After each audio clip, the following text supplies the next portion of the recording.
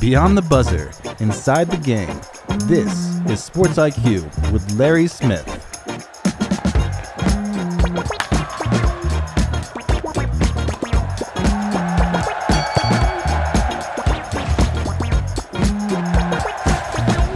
Hey, and Turkey Week is here. Let's get this started. Gobble, gobble. Larry Smith joining us here on the Sports IQ. Man, we've got a really big week coming up. Obviously, some big games Thursday and Friday. I love the way that the networks are scheduling, not just NFL, of course, on Thursday and college football Friday, but great basketball games too. On both days. You know me, I'm a college hoops guy. So we'll get into that as we get into later on this week. Hey, today, great guest here in a couple of minutes. It's a Hall of Fame writer, Mike DeCourcy of the Sporting News joining us. We love when he's on the show. Can't wait to get his thoughts and everything. By the way, his Steelers lost yesterday. We're not going to talk about that. But anyway, we'll get Mike coming up in a couple of minutes. To my Bears. We're not going to talk about that either. And then later, Lulu Kesson joining us. She is with the South Carolina Gamecocks, talking about Don Staley's crew heading out to Vegas here this week. Okay, some headlines from Sunday. You know what? The heart of a champion. How do you handle tough times? Chiefs against Indianapolis on Sunday. Kansas City coming in 5-5 outside the playoff picture. Fourth quarter began. The Chiefs were down 20-9, and then Patrick Mahomes showed you why he is the best quarterback of his generation. He rallied the Chiefs to a 23-20 win over Indy. Their playoff hopes remain alive. Number 15 ending the day with 352 passing yards. Kareem Hunt topped the league's leading rusher, Jonathan Taylor, by rushing for 104 yards on 30 carries. Taylor just 58 on 16 rushes. And Rashee Rice, 141 yards receiving. Harrison Butker booting 5 field goals, including the 27-yard game winner in overtime. Kansas City, every time you want to write them off, they rise again like a phoenix from the ashes. Next up is a Thanksgiving date with the rejuvenated Cowboys. Dallas looked like they were headed for the scrap heap. Philly boat raced out to a 21-0 lead in the first half, but Dak Prescott and the Dallas defense took over from there. Dak finishing with 354 yards passing, ran in the game-tying touchdown himself in the fourth quarter, and then the defense holding Saquon Barkley to only 22 yards all day, made him cough up a key fumble in the fourth quarter. Prescott, by the way, becoming the Cowboys' all-time passing yards leader as he leaps past Tony Romo, and then 25th fourth quarter game-winning drive. That's also a Cowboys record. What a job for the former third-round pick out of Mississippi State. The hottest teams in the league, well, had some struggles on Sunday, but they kept their winning streaks going. New England and head coach Mike Vrabel watching the Bengals race out to an early 10-0 lead in Cincinnati, but Drake May and Hunter Henry proving to be a winning combo on the day.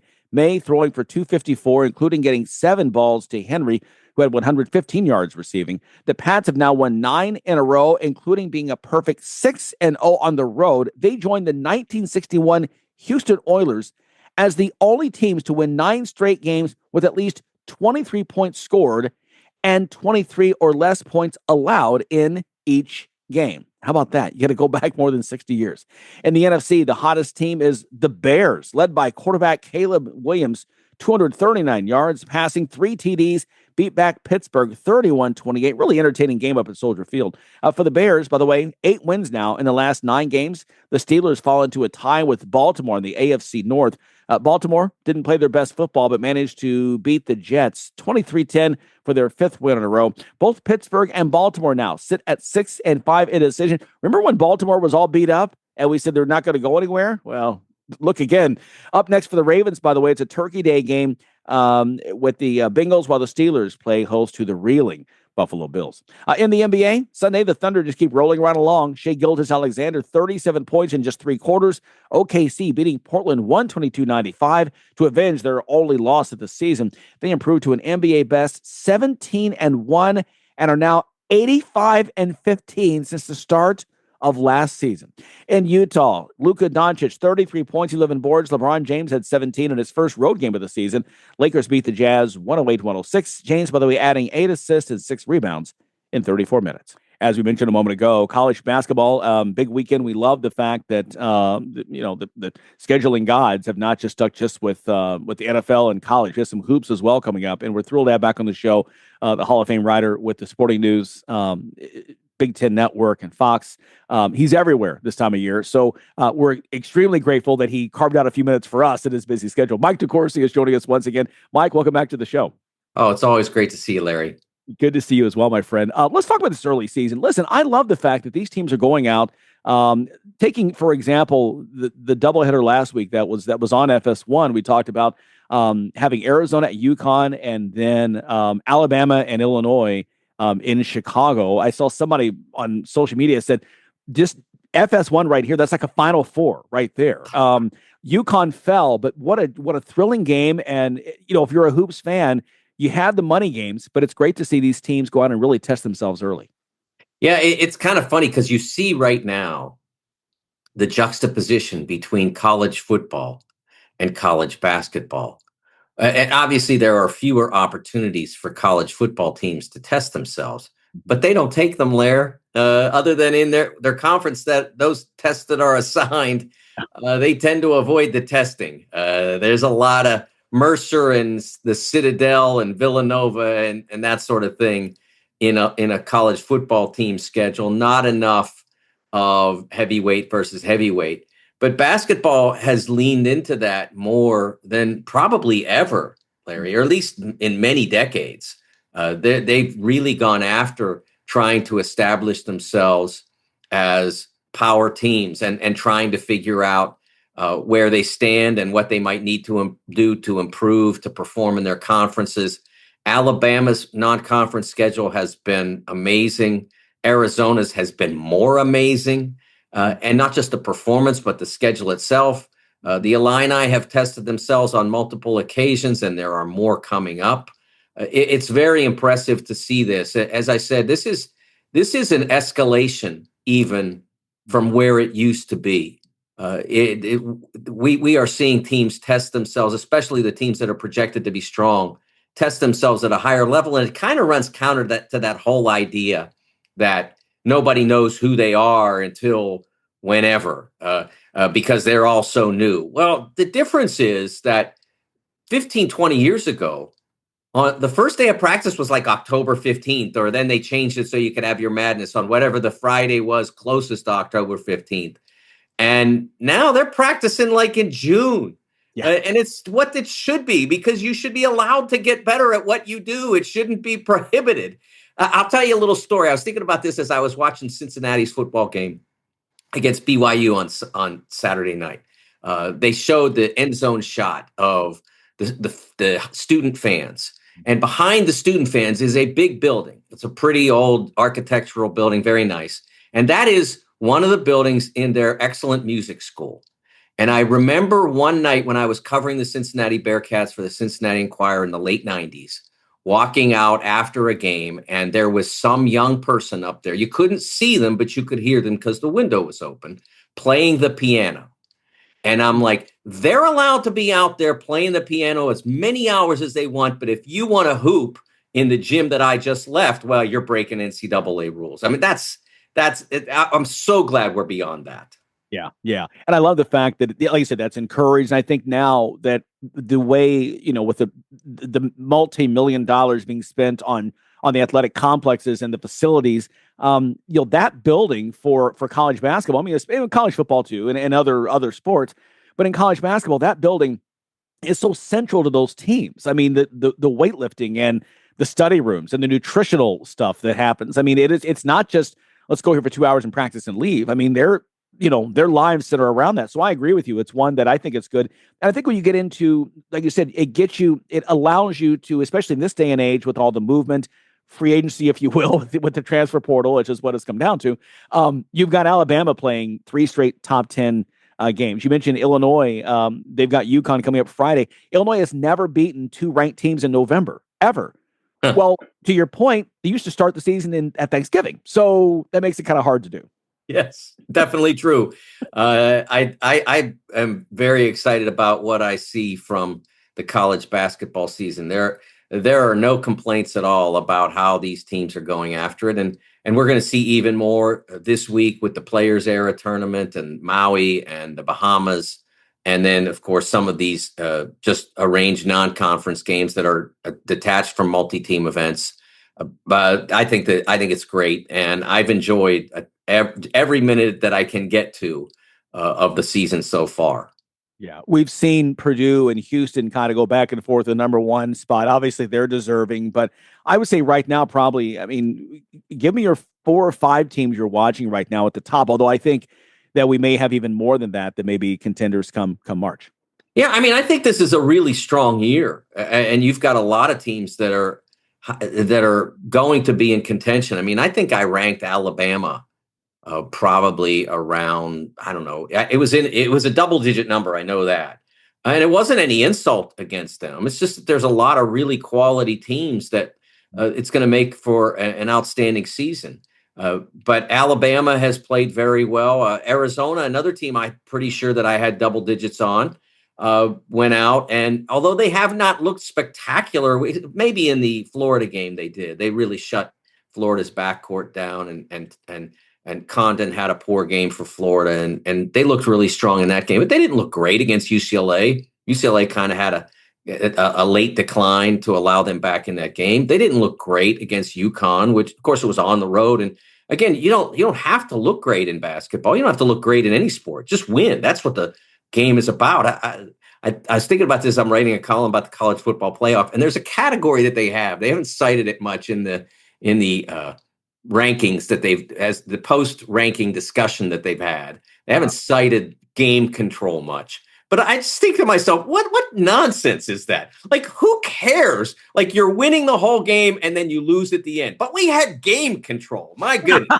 I mean, oh my God. That's what makes basketball so much better, because you look at the end, okay, who had more points at the end? Okay, you win. That's the way it is in college basketball. And that's what the selection committee looks at most.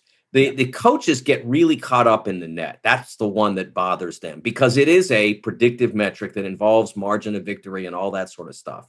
Mm-hmm. But the committee, although it certainly is well aware of the net and how you perform against teams in the net, what they look at mostly are the record metrics, the results metrics, whatever you want to call them. That's what they look most at. They don't ever say that loudly, but it's reflected in their selections. And it's what those of us who do the bracket projections are looking at most closely, because we've seen that that's what they look at most closely. Yeah, absolutely. Talk with Mike DeCourcy, a Basketball Hall of Fame writer for the Sporting News, also Fox Sports and BTN as well. Want to talk with you. You had a great piece about the Illinois Illini and the international players. You talk about in your article, 6 players from Illinois born overseas. How did that come to be? And is that kind of the new world we're seeing with pro players, actually guys who actually go pro in Europe and coming over here now and playing collegiately? Yeah, I think that when you are actively paying athletes to play for your schools, I mean, in the past, it was kind of arranged, and when I say past, I mean, like the previous couple of years, it was arranged, and supposedly the whole idea was you were being paid for your name, image, and likeness, but that really wasn't the case. I mean, Cooper Flagg got paid for his name, image, and likeness through New Balance and Gatorade and some others, and so has Juju Watkins at USC continues to get that, even though she's not playing this year. But for the most part, the money that was being paid prior was basically arranged through these third parties and that sort of thing. Well, now it's coming directly out of the athletic budget, a lot of it. So I don't know how you can take a stand against professional players. I mean, there was a lot of consternation, particularly in the Big Ten, from some of the most powerful and respected coaches in the Big Ten about Louisville signing an athlete out who had played in the G League. Mm-hmm. I don't know why that's problematic. If you are going to sign somebody who played in Serbia's top division, or I don't know that anybody's come out of Spain, out of the ACB, but there's no obstacle to it. So I don't know why there would be a differential there. I think what Brad decided was, and I think it's interesting because he does have a lot of players who have international birthplaces and obviously deep ties. But Zvonimir Ivisic was already playing at Kentucky and Arkansas. Tomislav came to directly to Illinois, he played a year of college basketball last year. Andrei Stojakovic played at Cal, and so a lot of these guys were already college basketball players. And then, of course, he went and he got David Mirkovic and Mihailo Petrovic, and that's what created this whole meme about Bratislav, I think it is, right, and the orange jumpsuit and all of that, and it was a great visual, and he's been threatening to wear that at a game this year.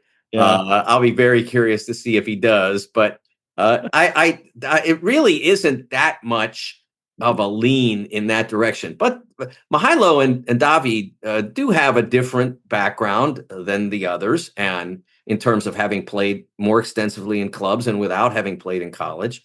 And they came to the U.S. And what I wrote about was, I talked to Ben Hummerkaus about what the language barrier and that sort of thing. And I asked him to give me an example, and it was great because I had the background on it. I asked about the language barrier, and he said, well, one day we were in practice and we were talking about getting opposite. And I'm like, I know getting opposite because I covered Bob Huggins for 4 years. And that's where Brad got it from, having worked for Huggins at Kansas State. And the idea behind getting opposite is that the majority of rebounds go to the opposite side of the basket. So if you take a wing jumper from the left, the rebound more often than not is going to bounce right. Mm-hmm. And so everybody that's in the area is instructed to get opposite. So Ben said that one practice they were yelling that get opposite on shots, and David was like, he didn't know the word. He didn't know what it meant in the basketball context. And he said eventually he just realized that every time somebody yelled opposite, that everybody ran to the other side of the basket. So he just followed along. So it was a fun opening to the story about how the culture of Illinois basketball changes particularly with those two players in, and why you would go that far afield to find players to make your team better, all the way to Eastern Europe. And it makes sense because you get the best players you can wherever you can find them. And that's what Brad did for this team. And it has made this team deeper and stronger. I think what the disappointment is to this point in the season is that because of injuries, first to Andre and then to Mihailo, they don't know what their rotation is. And that's no one's fault. It's just happenstance. But we don't know what Mihailo is capable of at all. I mean, he did not look entirely comfortable in the Alabama game. I'm not blaming him. That's just having missed so much practice time. Yeah. Andre, at the time I spoke to him in October, had missed a lot of practice. I think it was his knee, if I remember correctly, but he'd missed a lot of practice. He's gotten himself back in, and we know now what he's capable of. He was fantastic against Alabama. But Kylan Boswell when I talked to Kylan in Chicago for media day, I asked him about his position because he's got point guard ability, but he's played most of his career off the ball. And I asked him, what's your role on this team? And he said, well, Mihailo is going to be the point guard and I'm going to play off the ball. And then Mihailo being injured all that time, now Kylan's been the point guard and he's been great at it. And so eventually, do you change it back? Well, I think for that to happen, Mihailo's got to really get going and say, no, I'm still the best point guard in this outfit. Whether that happens or not, I don't know, because Kylan's got a heck of a head start. Yeah. And the Wagler kid, the Gatorade Player of the Year from Kansas, has been surprised as a freshman. Everyone is Nate Oates was saying in the postgame presser, he said, boy, whoever coach identified him and scouted him and grabbed him, kudos, because he's been outstanding. I saw where Brad said after Saturday's game, they're only about 60% right now. I guess last Monday was the first time in 2025 they've had everybody together to practice. And so to your point, we'll see what they can become. I guess probably Big Ten season. And something too I thought with Boswell was interesting. I guess his introduction music is like some kind of Greek tune. Like I think you might have mentioned in your piece, they said some of the music at practice is a lot different than what it used to be. It's just different. And Kylan said in an earlier presser that he went with Andre over to Greece to visit his family, yes. and took back some music. So anyway, want to get to great stuff there. We'll see what happens there. Want to get to looking ahead to March now. With the game has changed in terms of some of the best players from mid majors, transferring to bigger schools to get a bigger bag, etc. Is the Cinderella over? As we've known, the Valparaisos and the Hamptons and the Coppin States, Florida Gulf Coast. It just seems like now we're squeezing those teams out. I guess it always still can happen. Anything can happen any given day. It just feels like the mid majors are really taking the brunt of this in the new world of college basketball. Well, I think that it is a challenge for them. There's no doubt. But I think that there are players available to them, younger players available to them than might have been before, that would come to the MAC and say, okay, I can play a couple of years here, and if I crush it, maybe I'm in the NBA, and if I'm not, maybe I'm in the Big Ten, or maybe worst case scenario, I pass Wally Zerbiak's scoring record, whatever it might be. I mean, there are worse things to have happen to you than get coached by somebody like John Gross at Akron, who's terrific, or Jeff Bowles at Ohio U. Those guys are tremendous coaches. So I don't know that we're past that. I know we had a low number last year, but we still had McNeese do what they did, and it was it's only been 2 years since I watched Oakland shoot Kentucky out of the tournament and nearly do it in the second round.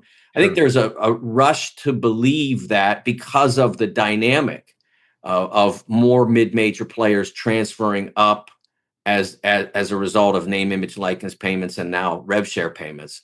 I think there's an assumption that and we had a year last year where we did have a lower number. I can't make a conclusion off of one year set of data. It's not enough. Yeah. We need more. If it happens over a 3-year period, then I think you can make a definitive conclusion. But you have to remember, like I said, first element is that maybe they're getting some better young players. And the second element is that pressure is always going to be there. I mean, my goodness, it's not like Purdue wasn't better than Fairleigh Dickinson. I mean, if they played that game a million times, Purdue would win 9, however many nines it takes to get there. But that day they didn't. And that's what makes the NCAA tournament still magical. It still has the possibility for that game pressure to create amazing results. It didn't happen like when March was really getting crazy back in the early 80s, when it really became the tournament that we know. And then subsequently, when we expanded to 64 teams, those upsets that we've seen a lot lately didn't happen that much because Duke had 4-year guys and Carolina had 4-year guys, and they weren't getting beat very often by VCU or whatever. But it came to be when more players started to go pro, maybe ahead of schedule, and those teams got weakened. And so then the numbers went artificially up. Mm-hmm. And we saw, we didn't see any Final Four teams from mid-majors from 1979 to 2000, from 1980 to 2005. That period, there were no mid-majors in the Final Four. And then subsequent to that, we saw George Mason, we saw VCU, we saw Butler twice, we saw Loyola. All those teams made the Final Four.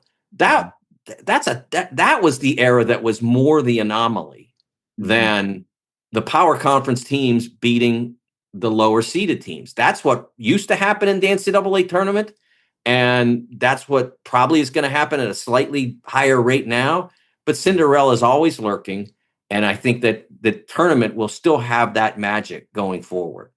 That's fair. And you mentioned Fairleigh Dickinson was not that long ago. St. Peter's as well was the same. That run too is you're right. It's there. Mike, it is always so good to talk with you. You and I could always go for hours. Yes. But you have other things to do. Appreciate your time, my friend. Have a great Thanksgiving. Blessings to your family, and we'll talk soon. Happy Thanksgiving to you, Larry, your family, and all the Illini. All right, brother. Appreciate it. Thanks so much. Mike DeCourcy joins us once again, Basketball Hall of Fame writer for the Sporting News, Big Ten Network, and also Fox Sports. He is busy, as we love that he's with us. Okay, more to come here on Sports IQ. Stay with us.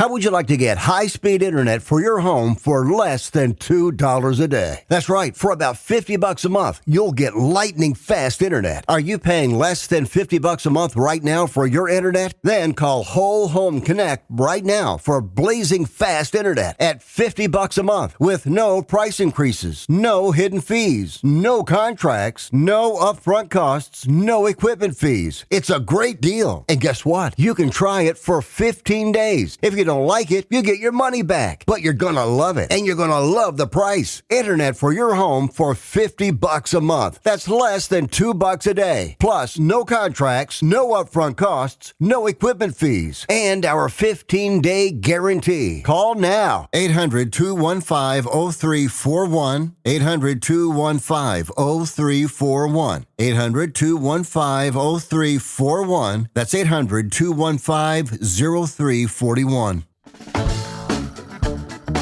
You're listening to Sports IQ with Larry Smith. And one more NFL note that we didn't mention, by the way. How about Shedeur Sanders coming through and getting the win on his first NFL start, the rookie from Colorado, son of the Hall of Famer Deion Sanders, of course, who coached him at Colorado. 11 of 20, 209 with one touchdown. Also was picked off once, but led the Browns a 24-10 win. How big is this? Look, there's no NFL franchise that has a revolving door that spins faster than the one in Cleveland when it comes to quarterbacks. Shedeur Sanders becomes the first Browns rookie quarterback to win his first start since 1999. Producer Tony looked this up.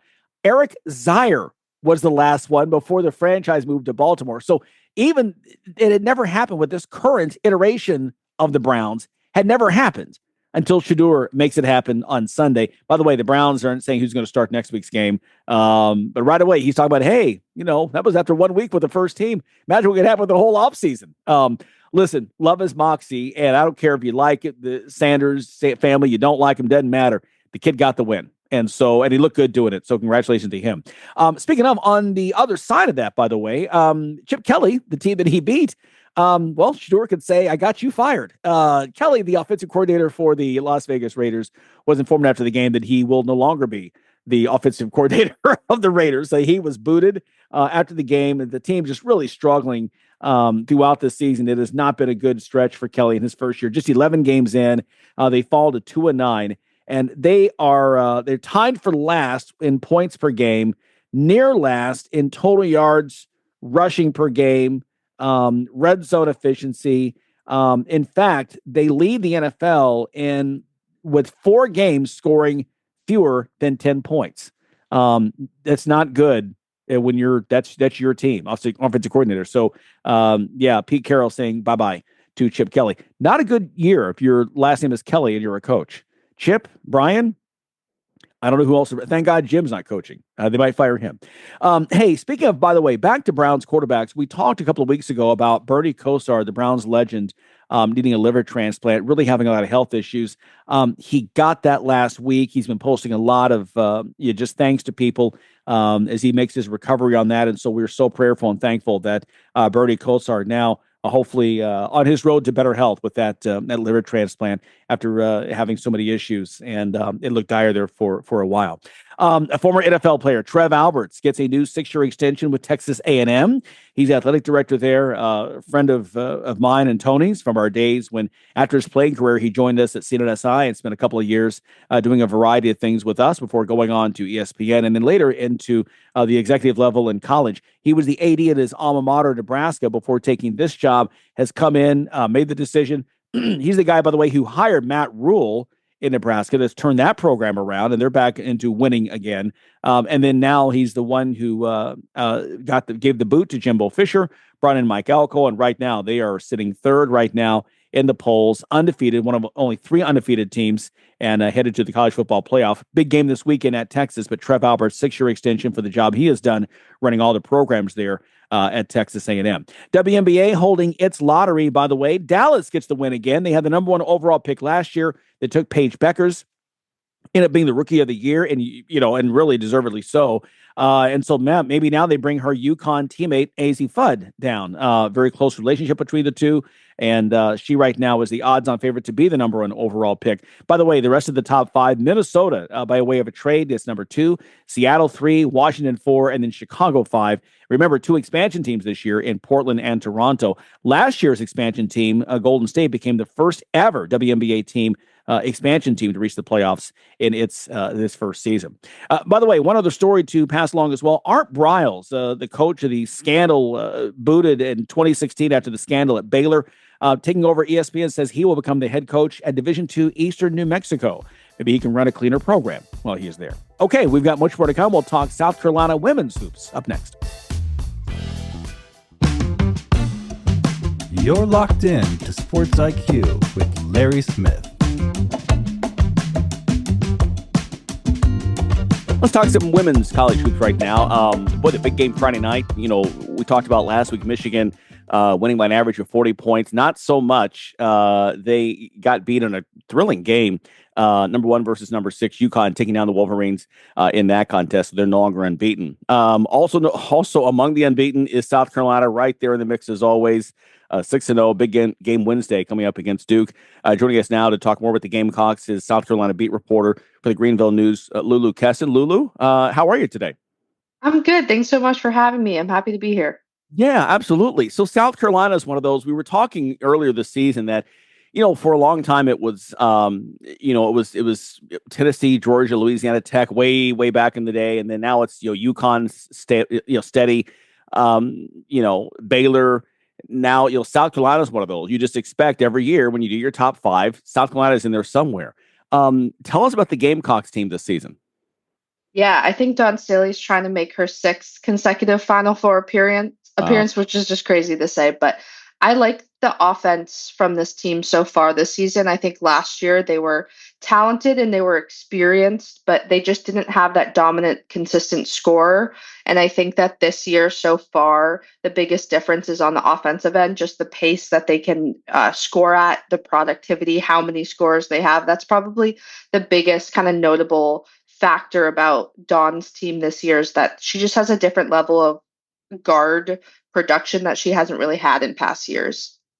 One thing, looking at the schedule, it looks like that she did put her non-conference schedule together in a way to, the SEC is so daunting, to kind of work some kinks out. Not a lot of tests there. The big game sticks out to me was the win over USC. Yeah, Dawn sort of addressed that. I think she made fun of herself almost, because obviously South Carolina didn't get the number 1 seed at last year's tournament, and she felt like the strength of her schedule really kind of should have led to that.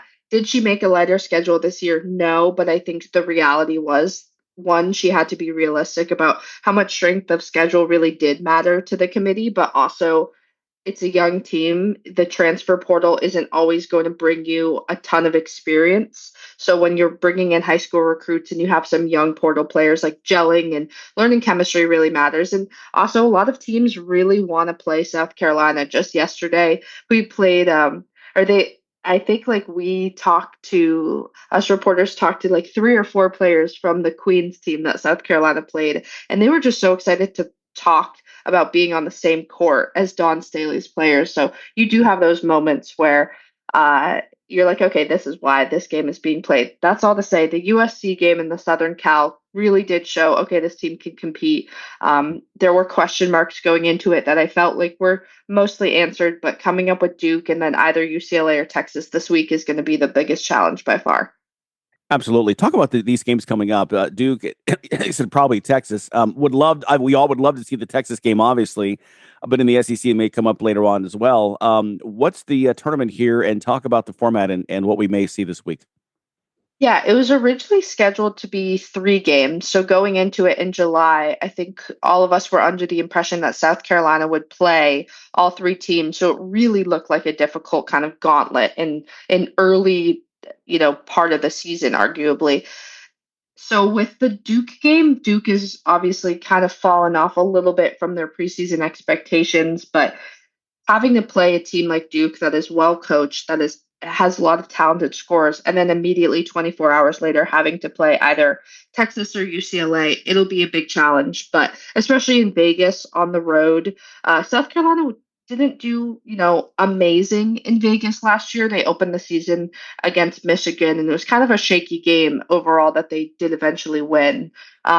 It's a opportunity for, NIL and money and things that are unfortunately or fortunately, however you look at it, really vital to sports this year. So I think that's a large part of the reason why Dawn sort of chose that Thanksgiving trip, is that it allowed her players to, dip their toes in the NIL space while also playing some really competitive games. Absolutely. And then the game against Louisville next week, that's on the road up there, will be a great atmosphere. Louisville draws well. Another team that pretty, year in, year out at Prettyly is one of the stronger programs. We saw them open the season in Annapolis, losing to UConn, a game that's supposed to be played over in Germany, but was moved because of the issues with the government. So it looks like, again, she's trying to get some test here now that she's gotten some money games out of the way, getting some test out to see, kind of a litmus test, kind of where this team is right now, getting ready for conference play. Absolutely. And, I think she probably looked at the fact that she scheduled a pretty difficult non-conference last year, most notably with the UCLA loss. And I don't think it was the fact that, oh, my team lost before, January started, but I think it was obvious that it was just going to take a little bit more time than she anticipated with whatever kind of issues each roster was presenting. And I think she wanted to be realistic that she, to compete in March, you do have to have a pretty, low number of wins, but at the same time, you have to know what you're good at. And the earlier you figure that out, the easier it is. So I think it was a little bit of both, but at the same time, Louisville is going to be a great matchup too. The SEC ACC challenge is always fun. South Carolina had Duke last year, which was an interesting but still competitive match. So it'll be cool to see kind of how the Louisville game plays out, especially after what will likely be a difficult kind of trip to Vegas. Yeah, good stretch coming up here for the Gamecocks. Talking with Lulu Kesson, and once again, she's the South Carolina beat writer for the Greenville News. Talk about Dawn Staley and someone who has become really an icon in a way that I don't know that we've seen among college basketball coaches. Pat Summitt obviously is the GOAT, in my opinion, always will be. But it was a different era then. Gino, again, all-time wins, legend in his own right. You could argue he's the GOAT, but I think Dawn, in terms of somebody, not just a success, but also resonates, I think, with today's young people, especially young women, especially young Black women, in a way that we haven't seen before. 1,000%. And I think a great example of that is at SEC Media Days, a million questions, went to Dawn that really didn't have anything to do with her team. And I respect the frustration that some people had. That's like, stop asking Dawn questions that, don't relate to her roster. But at the same time, it speaks to the fact that people really look at her as the voice of women's basketball right now.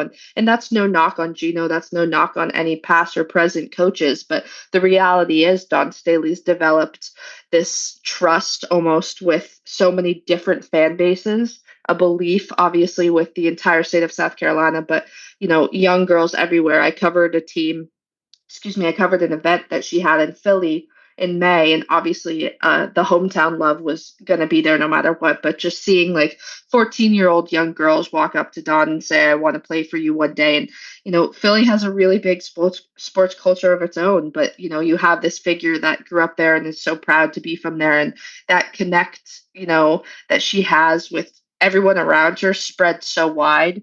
And I think that's why she's able to sustain so much success, because it's genuine and authentic when she's coaching these players, when she's interacting with these people. And it goes a long way, especially in a world where money is being thrown around. You can leave any minute with the portal. Genuine sort of connections are hard to find, it seems like. And she really thrives off the ability to be herself. And I think players respond really well to that. Yeah. And I think that, she's rare in that you rarely see superstars on the playing field have superstar coaching careers. And I'm old enough to remember her, looking through my Street and Smith magazine and seeing her picture in high school, when she was a recruit coming out, one of the top players in the country. And to have that kind of success in college and internationally, and then in the coaching ranks, playing professional ball. And now that she has in my opinion, has superseded all of that in terms of, again, like you said, her reach and what she's done. She's made this program single-handedly a destination for women's sports, to the point where you have national shows that aren't locally based, like this one, reaching out, talking about this program and having great success. Where, again, this is a program that, as you're looking through your, picking your preseason top 5 every year, that's one of the teams you're putting in, because year in, year out, she's going to win 30 games and be in the hunt in March. Absolutely. And she develops players to the next level. And I think that she is such a vital piece of bridging this gap between the WNBA and college basketball, for not just for the fans and for people who have interest in either, or trying to kind of figure out where they fall there, but also just players. It's really hard to make a WNBA team. A lot of people will say that. And a lot of people go through some interesting journeys in the league, but I think she's kind of smoothed that process for so many. I look at someone like Dikina Pau, who you look at her stats last year and you kind of say, all right, I don't know how long her WNBA career could be this season. I don't know if she makes a roster simply because it's so competitive. But then she was a pretty important piece to a really good Atlanta Dream team. And I'd argue that that wouldn't have happened had she not transferred to South Carolina. So yes, I think that Dawn, her impact on and off the court, because of the experience that she's had as a player in the Olympics, in the WNBA, she's just done so much, and she's really able to kind of channel that into just greatness, to put it kind of simply. Absolutely. Pau is a great example. She was, that draft pick coming in, that, there's a lot of veteran stars in that team, that Atlanta team, but she came through and, early on showed her worth and became an integral part of that Atlanta Dream franchise, getting a franchise record number of wins last year and getting into the playoffs. One player transferring in this year was the young woman, Tanaya Latson from Florida State. How has she fit into this culture so far? She's been great. And I think we had a nice conversation with her the other day, because basically I just asked, like, what's allowing you to thrive here? And she was like, oh, I'm just giving myself grace. My coaches are giving me grace. And I kind of was like, all right, I get what she's saying, but also she's not doing poorly. She's producing. I mean, she had her second 20-point night in 5 games at that point. So then I went to Dawn and I was like, is this just simply extra pressure she's putting on herself? And she's like, 1,000%. She's averaged 21 or more the last few years. She led the nation in scoring. Like, any dip in that is going to have a psychological effect on who you are going forward and how you're trying to interact with a new team. But Tanaya has fit in really well. She's just a bucket getter, which is what I would argue South Carolina needed most last year. Was just somebody that in crunch time, but also just when maybe the flow is off, maybe just any time South Carolina needed a bucket, she could create on her own. And I think Tessa Johnson does that well too. So it's a nice sort of balance. And she's just inspiring everyone else to score more, which is what Dawn really needs. She seems to not only blend in, but just elevate everyone around her, which is a rare kind of guard control that Dawn hasn't had in the last few years. Yeah, only, using air quotes here, only 18 points per game this season, after, like you said, leading the nation in scoring. And we can see she's really missing the Florida State team right now that's below 500 as we talk today here on this Monday. Want to get your thoughts in terms of getting into the SEC play coming up. We know it's a gauntlet: LSU, Texas, et cetera, et cetera. What is South Carolina? What's the one thing they have to do better entering SEC play to succeed and get ready for March? I would argue right now, defense, specifically closing out on 3-point shots. It does seem like no matter who they play, their rotations and sliding over just isn't quite there yet. John Staley's teams are always going to play great defense, and I think fundamentally they have, but that's just a weird kind of extra piece that seems to still come up. And I think about a team like LSU, or I think about a team like Oklahoma, who can really shoot the 3-point shot, and that could be the difference maker in a game. One open three, in the first quarter, in a loss when you needed it in the fourth or something like that. And you know chemistry is going to take time. It'll be there by January, I imagine. But I would say that just like defense and kind of tightening up some things will really make a difference between a team you beat by 40 and a team that maybe you beat by 5. Yeah, that's fair. Is this a team that could reach the Final Four and win it all? I really do think so. I was hesitant, and I'll own that I printed that they won. I printed, I think that they'd lose in the Final Four in my like early season predictions in late August. I think the league, everyone is so good. That's kind of a cop out answer. I could see so many different teams winning, but I'm impressed with what Don has. And I think once everything sort of clicks on that next level, I do think this team could make a really, really deep run. Yeah, and we never count out Don Staley. We never. Exactly. Lulu, hey, listen, great to talk with you. Listen, have a blessed and safe travels during this Thanksgiving, and we'll talk with you soon. Thank you for having me. Have a great holiday to you both. Thank you. Thanks you so much. Thank you, Lulu. Lulu Kesson joining us once again. She's a South Carolina beat writer for the Greenville News. Joining us here talking about the Gamecocks, number 2 in the country, still undefeated, heading out to a tough test, a couple of games here in Las Vegas. We will all be watching this weekend in between our plates of food. All right, stay with us. More to come here with the Sports IQ. If I was your mother and you had a drug problem, I'd grab you by the ear and make you call and get help. You can be in treatment tomorrow and start to get clean in 7 days. Follow Mom's advice and call the Detox and Treatment Helpline now. Write this number down. 877-927-3380. 877-927-3380. That's 877-927-3380.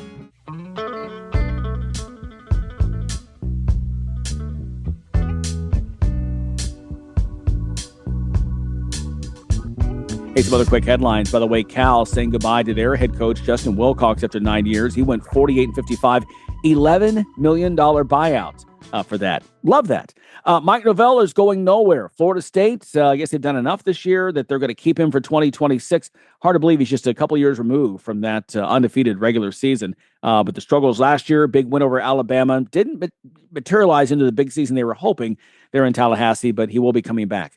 What is it about Georgia football players that can't stay out of trouble? Offensive lineman Nair Daniels now facing a slew of charges, including 3 felonies.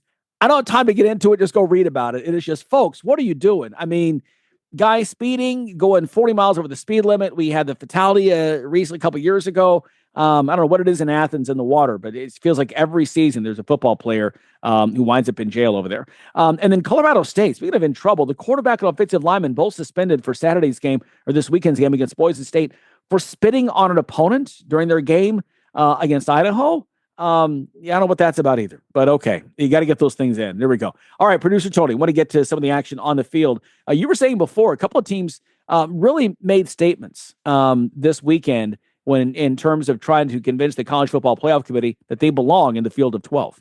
Yeah, Oregon made a big statement playing that game with USC. They were missing a couple of linemen. They're missing a couple of their wide receivers, and they still had more than enough to overpower USC up there at Autzen Stadium. I mean, they looked really strong. That is a team I don't think anybody really wants to mess with come playoff time. You know, that last year, yeah, they got blown out early in the playoffs in that one game facing Ohio State, the eventual national champion. Look, no shame in that, right? This is a team that could make some hay. Dante Moore has played superb, and he looked great again on Saturday.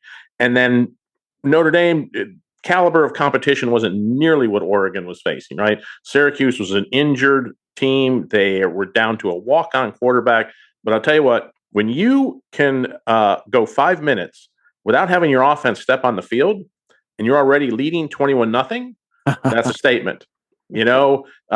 And Jeremiah Love, give him credit, 171 yards on only 8 carries. The kid averaged over 23 yards a carry on Saturday and scored a couple of touchdowns. He won't win it, but he should be getting some Heisman consideration from the people voting. Yeah. How about the team that didn't do what they should have done? Georgia Tech. How do you go from beginning the month as a team that is steamrolling toward the college football playoff to a team now that's probably going to miss not only the college football playoff, but the ACC championship game as well? Yeah, that was just such a disappointing performance against Pittsburgh. They dug themselves a huge hole, and the offense never looked like they were in sync down there. That was a big game. They've been talking about it for a couple weeks with Pitt coming in. Kind of disappointing in the way that they failed to live up for that. I mean, I've been on the Haynes King bandwagon all season long, and he tried his best to bring them back in the second half, just didn't have enough steam to get it done. That's a team that you can cross off the playoff list. That ain't happening at this point. I mean, they still there's a small chance they need about 4 or 5 things to go their way to get into that ACC title game.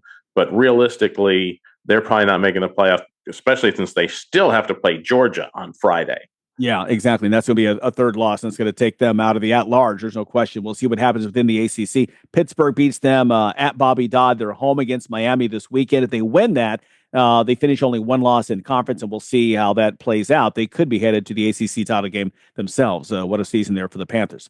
All right, our moment of awe is up next. Everything is expensive right now. Gas, food, you name it. You're spending more, you are making the same or less money. So, what do? You rack up credit card debt. That's what you do. It's not your fault. It's the economy. And guess what? If you rack up too much credit card debt like some of us, you can't pay your bills. Then the credit card companies, as nice as they are, start hounding you for money. Then you start your downward spiral. A smart thing for you to do is to call the Zero Debt. They can help you consolidate all your credit card bills into one affordable payment. Millions of people have done it. It works to make you debt-free. Make this free call right now. It costs you nothing to learn more. 800-507-7293. 800-507-7293. 800-507-7293. That's 800-507-7293. Well, time now for a moment of awe. Going out to Alex Ovechkin, the legend with the Washington Capitals, as he scores a hat trick last week and makes history. It's the 33rd hat trick of his career, but he also becomes the 6th player in NHL history to do it after turning 40. Gordie Howe, no surprise, did it 3 different times, but making records throughout 2025 for him. Earlier this year, last season became the all-time goal scorer, passing Wayne Gretzky. Just became the first to score 900 goals earlier this season, and now 905, 06, 07. Ovi, they're screaming. They're in the Capitol, and that's our moment of awe. Appreciate our guest stopping by, the great Mike DeCourcy, also Lulu Kesson, and thanks to you as well. Let's make it a great Monday. We'll do it again tomorrow on Tuesday. It's a Sports IQ. We'll see you then. Thanks for listening to Sports IQ with Larry Smith, Monday through Friday. Continue the conversation at Sports IQ LS. We'll see you next time.